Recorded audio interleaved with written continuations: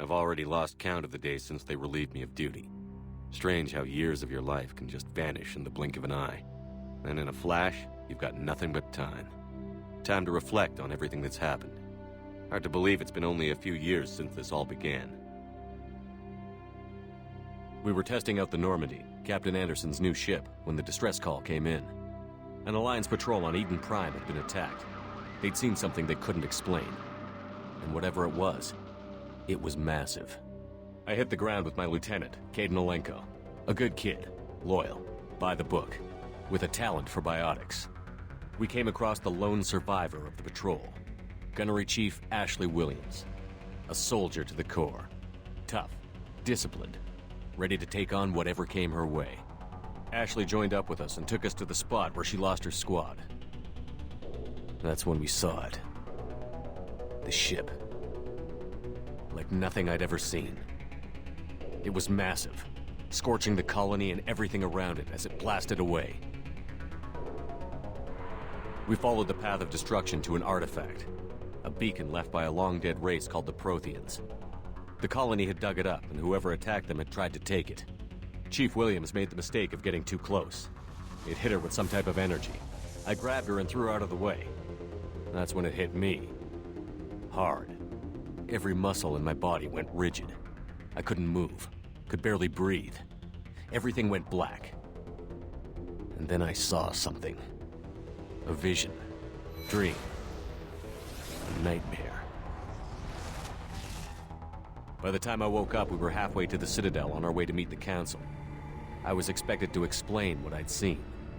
Anderson came along. So did Adina, our political representative on the Citadel.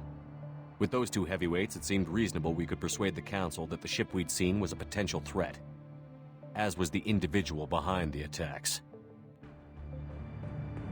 The main suspect for the Eden Prime massacre was a Turian Spectre named Saren. He'd been seen by one of the survivors from the colony at Eden Prime, and there was some evidence to suggest that the ship was connected to Saren. But even Adina's pointed accusations weren't enough to convince the Council. They just couldn't believe one of their chosen elite Spectres could be guilty of something like that. They needed proof, which meant I needed proof. Fortunately, I wasn't alone in my search. Garrus, another Turian, wanted to help. A top agent for Citadel security. Despite orders from his superiors that he shouldn't get involved, he told me he was suspicious of Saren, and he had some useful leads. More importantly, he was willing to share them. That led me to Rex, the biggest, nastiest-looking Krogan bounty hunter I'd ever seen. He turned out to be more than just a brute. It was his intel that led to a fugitive with incriminating evidence on Saren. The fugitive turned out to be an energetic little Quarian named Tali. A tech expert with a knack for hacking, she'd procured some information on Saren. Evidence that proved Saren was dirty. Tali's evidence proved that Saren was responsible for the massacre on Eden Prime, and that the immense warship we'd spotted was in fact Saren's flagship. But it went much further. Saren was trying to find a way to bring back a race of sentient machines from dark space. Machines allegedly responsible for cleansing the galaxy of all organic life. These Reapers were blamed for wiping out all life 50,000 years ago, including the Protheans, then disappearing back through the mass relays to dark space, leaving no trace they'd ever been. That explained why Saren was after the beacon, and it made some sense out of my visions. But not much else. We couldn't convince the Council that the Reapers were a threat, but they agreed Saren had to be stopped. They stripped him of his Spectre status and gave me the honor of becoming the first human Spectre. My first task? Bring down Saren. Anderson decided to stay behind, giving up his ship, the Normandy. He told me I would need it more than he would. He also pointed me in a direction. Liara, a Prothean expert, adept in biotics, and maybe most importantly, daughter of Benezia, Saren's top lieutenant. And like most Asari, as beautiful as she is intelligent, and born with a unique ability to meld with other species. Liara was able to help me decipher some of the vision the beacon had given me. Nothing concrete, but it gave me some clues. And a new appreciation for the Asari. Her technique for accessing my vision was unexpected, but not at all unpleasant. Ashley was a little concerned about the connection I shared with Liara. As commander, I knew either relationship had the potential to interfere with the mission. I told Liara about how I felt. Apparently, she'd felt it too. But we agreed we wouldn't let it get in the way of our mission. Finding Saren. Thanks to Liara's help, we had our next lead. Venezia. Saren had taken her to Novaria, where he'd enslaved a dangerous race of insect-like creatures, the Rachni. He ordered Venezia to use the same technique Liara had used on me to extract information from the Rachni Queen. The Queen's drones were everywhere, and they weren't happy. We had to fight through hundreds of them to get to Venezia. By the time we arrived, Saren was gone. With the information. I tried to reason with Venezia, but Saren had indoctrinated her. He had somehow acquired the ability to control people's actions and wills. Venezia wouldn't surrender, and Liara was forced to watch her mother die in her arms. And I was left with an angry, dangerous Rachni Queen to deal with. She claimed her drones would do no harm if I released her. But the Rachni had terrorized the galaxy before. I couldn't take the chance. I had a mission to do, and an army of angry Rachni would be one more problem I didn't have time to deal with. With Saren's top lieutenant dead, he was quickly running out of time and places to hide. I tracked him down at his base on Vermeer, but we soon learned it was more than a base of operations. It was a breeding ground. Saren was breeding an army of Krogan. He'd found a cure for the genophage, a disease inflicted on the Krogan to prevent them from breeding and taking over the galaxy. But the Krogan Saren was breeding were slaves, mindless beasts that obeyed Saren's will. I had to destroy the base, and all its research. Rex disagreed. Violently. Rex wanted the genophage cure for his people. I tried to convince him to help me destroy it, that these Krogan weren't real. But he wouldn't back down. He just couldn't be reasoned with, and I couldn't let the base be saved, even if it meant curing the Krogan. Saren had to be stopped. When we finally got to the center of the base, I realized just how close Saren was to completing his plan.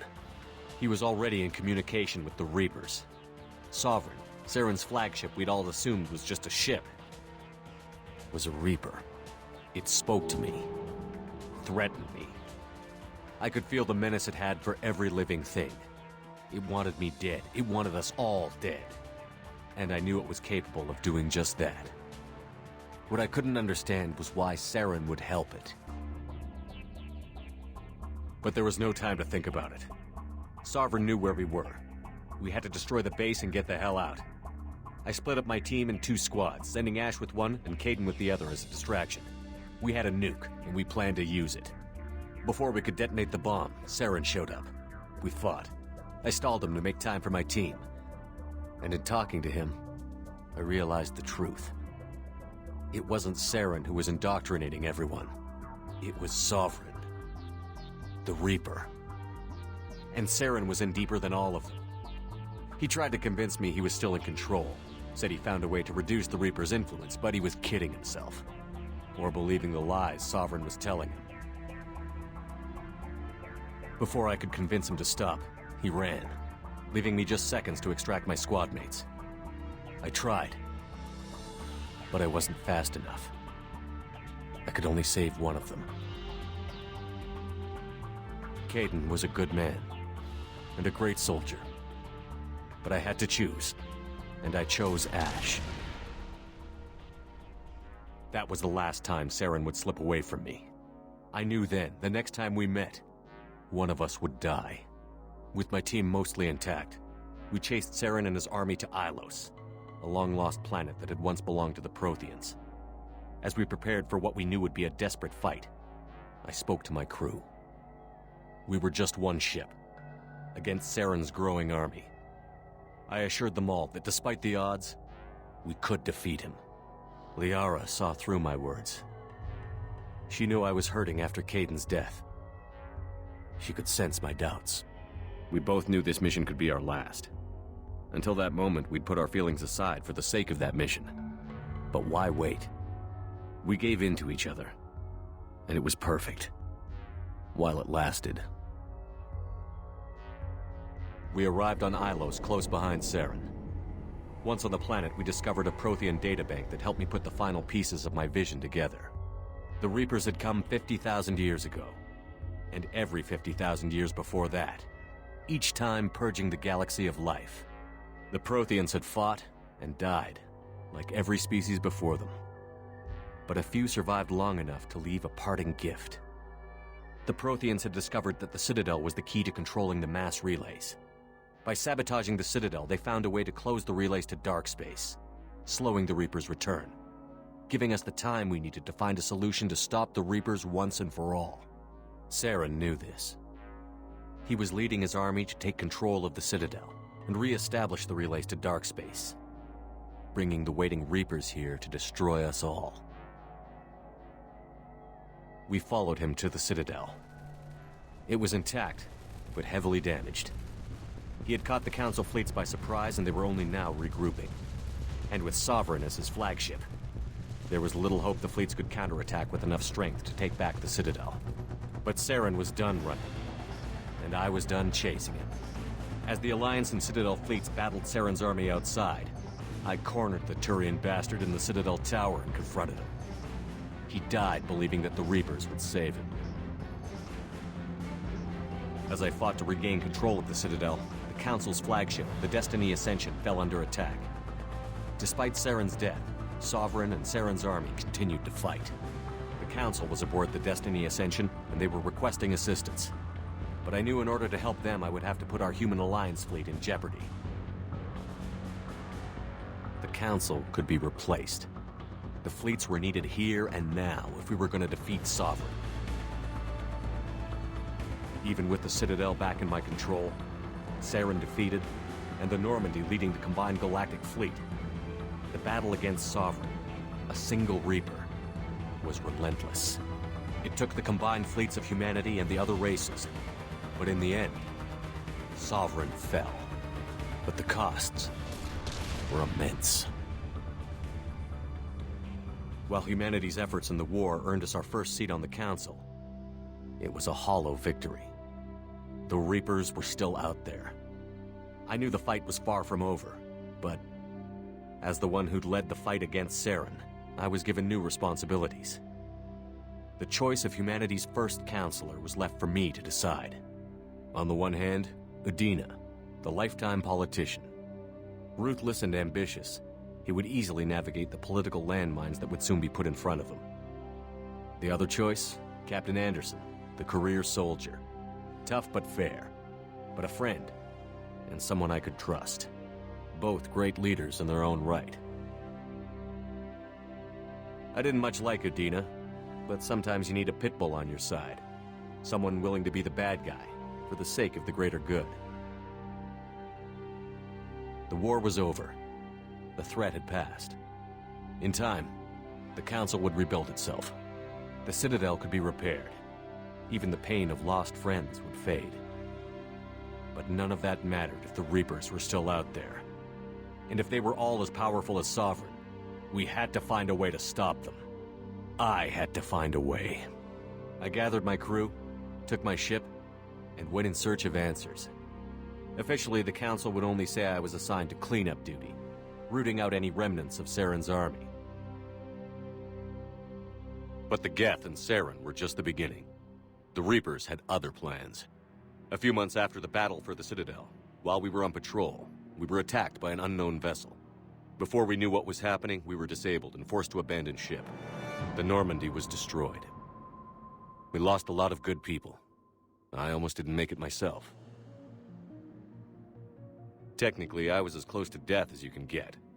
By the time my body was recovered, there wasn't much left. The pro-human group, Cerberus, acquired what was left of my body and spent the next 2 years rebuilding me. My memories, abilities, everything. The person in charge of my recovery was a Cerberus agent, Miranda Lawson. Brilliant and efficient. But before I could be completely rehabilitated, the Cerberus facility we were in was attacked, and was forced to fight my way out. In my condition, I should have died. But an ex-Alliance soldier named Jacob Taylor kept me alive. We found Miranda, and we escaped. They took me to meet the Elusive Man, the leader of Cerberus and the one who had ordered me rebuilt. The elusive man lived up to his name, offering half answers to many of my questions. But he did explain why he had brought me back. He believed I was the one person who could stop the Reaper threat. And he explained that the Reapers had a new ally, an insectoid race called the Collectors, the ones who had attacked the Normandy 2 years earlier. Since that time, they'd been systematically abducting entire human colonies and taking them beyond the Omega-4 relay, a place that no ships other than Collector ships ever returned from. The elusive man wanted me to find out why humans were being abducted, and to end it.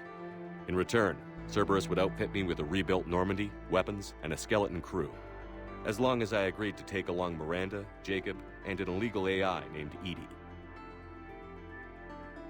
I told the elusive man I wanted my own team, people I knew.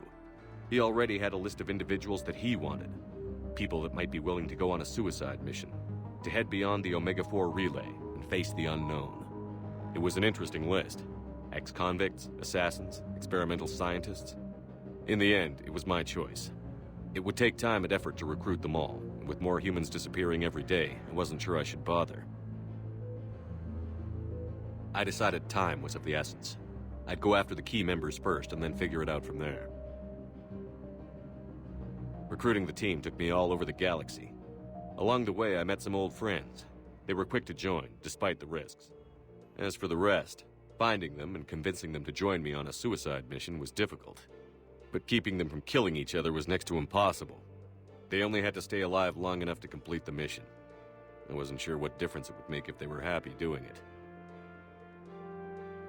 There was no point wasting energy helping the team get along when they were going to die anyway. I tried to recruit and reconnect with a few of my old squad, but they were suspicious of Cerberus.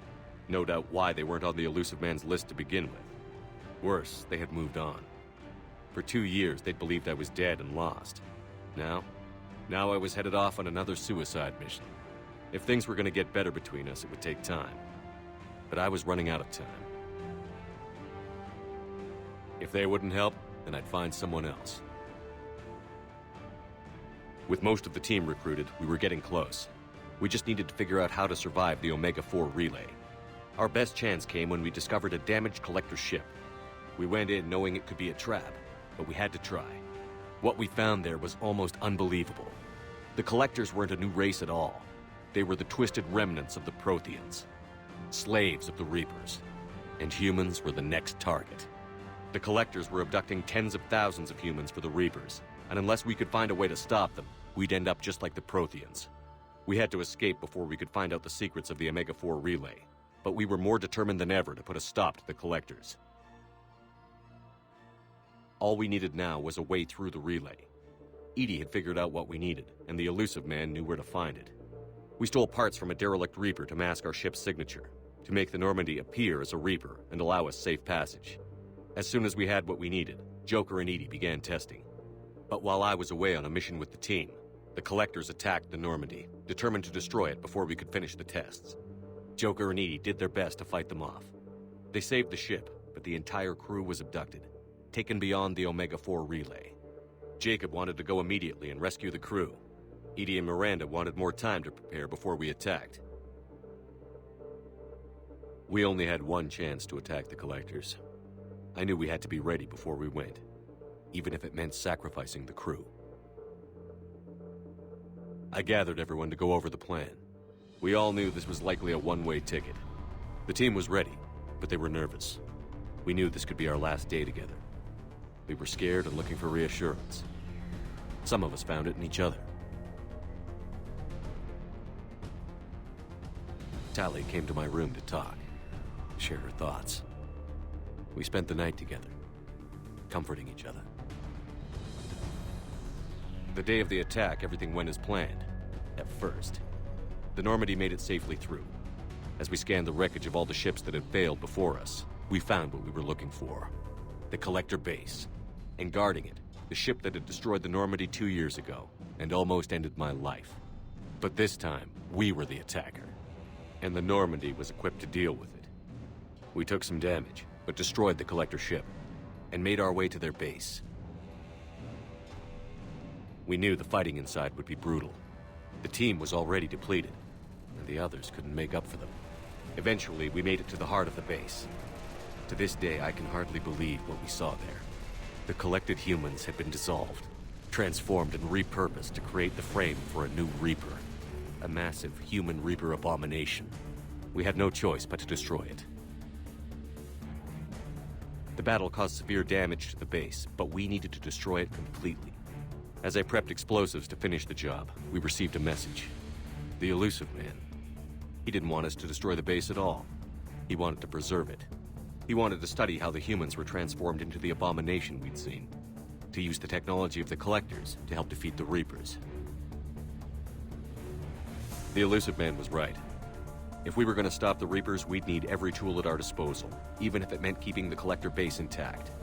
So we irradiated the base instead, killing all the Collectors, but preserving the technology inside. Then we headed back through the Omega-4 relay. The mission was a success, but we paid a heavy price. We lost most of the team. The crew was killed before we could rescue them, but nobody died in vain. We stopped the Collectors, and we stopped the Reapers from creating their abomination. And we bought everyone just a little more time. If only there was more time. The Reapers are still coming. Every day a bit closer. I handed every piece of intel on the Collectors and Cerberus over to the Alliance brass. They're not sure what to make of it, but at least they're listening. I just hope they figure out what to do about it soon, before time runs out for all of us.